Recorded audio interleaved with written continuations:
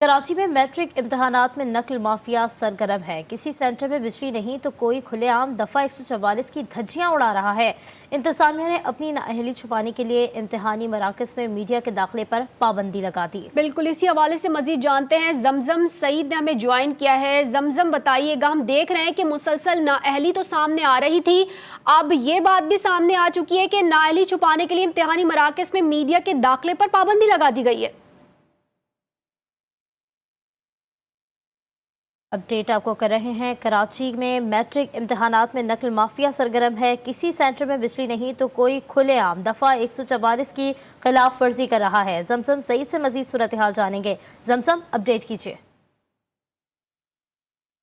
जी देखिए, कराची में मैट्रिक के इम्तिहानात जारी हैं और मैट्रिक के इम्तिहानात की अगर मैं बात करूं तो वो इस मरतबा तो मजाक बनकर रह गए क्योंकि काफ़ी ज़्यादा सेंटर्स हमने देखे कि ऐसे हैं जहां पर बिजली ही नहीं है, जबकि मैट्रिक बोर्ड की जानिब से जो है वो खतूत लिखे गए थे कि इलेक्ट्रिक को कि ड्यूरिंग द पेपर यानी पर्चे के दौरान लोड शेडिंग ना की जाए, लेकिन उसके बावजूद कि इलेक्ट्रिक के कान पर जूं तक नहीं रेंगी और पर्चे के दौरान ही जो है वो 2-2 से 3-3 घंटे जो है वो लोड शेडिंग की जा रही है। इसके अलावा काफ़ी ज़्यादा सेंटर्स हमने ऐसे देखे जहां पर बोर्ड ऑफिस की जानिब से अब तक फर्नीचर नहीं पहुंचाया गया, जिसकी वजह से शदीद गर्मी और हब्स में जो है वो बच्चे धूल मट्टी में ज़मीन पर बैठकर जो है वो पर्चा करने पर मजबूर है। जाहिर है पर्चा छोड़ तो नहीं सकते, पर्चा तो लाजिमी करना है, साल वरना ज़ाया हो जाएगा। बच्चों को ये फिक्र होती है, इसीलिए वो जो है अपनी गोद में जो है कॉपीज़ रख के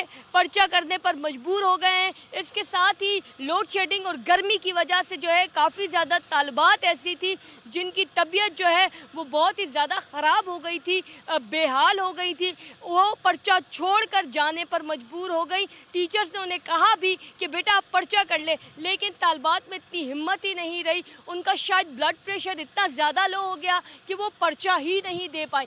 इसके अलावा अगर मैं बात करूं नकल माफिया की, तो वो इस वक्त सबसे बड़ा जो है वो माफिया बन चुका है, सरगर्म है।